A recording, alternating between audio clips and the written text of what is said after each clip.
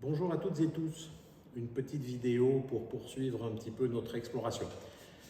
Je vous ai souvent dit que la vie était fantastique comme professeur pour nous apprendre plein de choses et nous permettre de progresser. La vie est aussi fantastique pour nous montrer les progrès que nous avons faits. Je vais vous partager une anecdote récente qui, j'espère, vous donnera envie et vous donnera le courage de continuer le chemin vers vous. Comme vous le savez, au domaine de la source en Périgord-Noir, d'où je vous parle, nous avons un lieu dans lequel je donne mes stages et où nous hébergeons les gens qui participent à tous ces ateliers.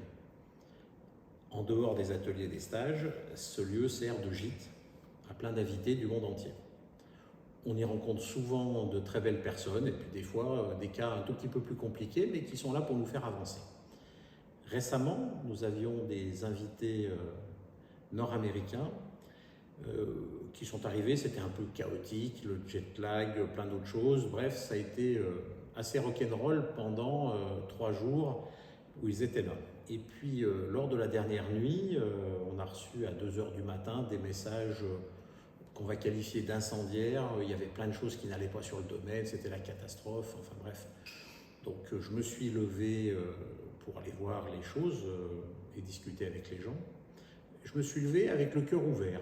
En temps normal, j'aurais répondu au message point par point. On nous reprochait qu'il n'y avait pas assez d'éclairage à l'extérieur. Bon, on a 62 lampes qui éclairent les différents chemins, simplement à 2 h du matin, effectivement, ils sont coupés. On nous reprochait de ne pas avoir de place handicapée, alors c'est pas obligé dans les gîtes, mais par contre, si on nous avait demandé, on aurait fourni sans problème une place très près du gîte pour ne pas avoir à se déplacer trop loin. Ainsi de suite, il y avait aussi les douches qui n'allaient pas, alors qu'en vérifiant le lendemain, tout était impeccable. Mais bref, c'est comme ça, des fois, il y a des gens qui ne sont pas de bonne humeur ou pas dans la bonne énergie, ou peut-être qui ont pris des substances qui ne les aident pas. Toujours est-il que rien n'allait sur le domaine. La personne, quand j'y suis allé, n'a pas voulu discuter. Tant pis, hein, je suis reparti me coucher. À 4 h du matin, ça a refait du bruit, ça nous a réveillés à nouveau. Je suis resté dans le cœur. Dans le cœur, sincèrement. Et puis au petit matin, parce que les gens devaient partir, je me suis présenté aux personnes qui remballaient leurs affaires pour quitter les lieux. Et j'étais là encore, le cœur ouvert. En temps normal, l'ancien Eric aurait peut-être été un peu agacé, aurait peut-être eu envie de rentrer dedans, mais là, ce n'était pas le cas. Je suis arrivé le cœur ouvert. J'ai tendu la main au protagoniste principal, qui a été très surpris, qui ne s'attendait pas à ce que je lui tende la main sincèrement. Alors il m'a serré la main, il était renfrogné, il n'a rien dit. Bon, j'ai pas insisté, je suis resté dans mon coin.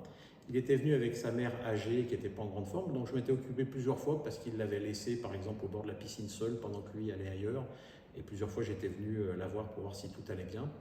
Et quand sa mère était installée à l'arrière de la voiture, lui il voulait partir sans même me dire au revoir en réalité. C'était sûrement sa façon de me dire merde ou de me montrer qu'il n'était pas content, bref.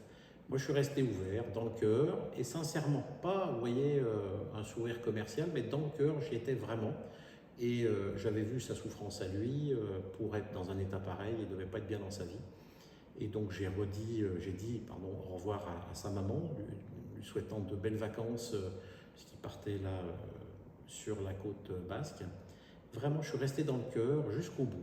Et il est parti sans me dire au revoir, mais j'ai senti qu'il se passait quelque chose. Cette énergie de cœur faisait peut-être son chemin.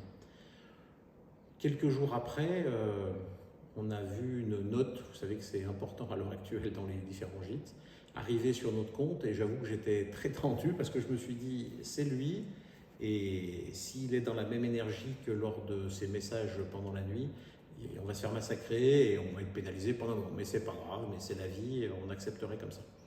Et puis en fait, il nous a mis la note maximale en nous mettant des commentaires dithyrambiques que même les gens les plus sympas avec qui on avait passé de très bon temps ne nous mettaient pas. La conclusion, c'est que effectivement, j'ai bien la sensation que quand on est dans le cœur, et je parle encore une fois pas dans le cœur, le faux cœur, le vrai cœur, qu'on reste ouvert à l'amour et à la souffrance des gens, il peut se passer des petits miracles. Et là, c'était un petit miracle. C'est encourageant parce que vraiment, ça me montre mes progrès. En temps normal, j'avais tendance à demander le respect autrement que par l'amour. Et là, j'ai réussi à faire ça d'une façon naturelle. Donc, je progresse. J'en suis très heureux. Je n'ai pas dit que tout était gagné, il va falloir continuer à travailler. En fait, ce que je vois, et je vous ai déjà partagé, c'est que moins on a de blessures nous-mêmes, moins on est dans l'ego, et moins celui-ci peut nous influencer et nous faire fonctionner d'une façon qui n'est pas constructive. Étant plus dans l'amour de nous, nous restons constructifs. Et finalement, nous finissons par toucher les autres. J'espère que ça vous parlera. Merci à vous de votre attention et à bientôt. N'hésitez pas de liker la vidéo et surtout de vous abonner. Il paraît que c'est très important. Merci à vous.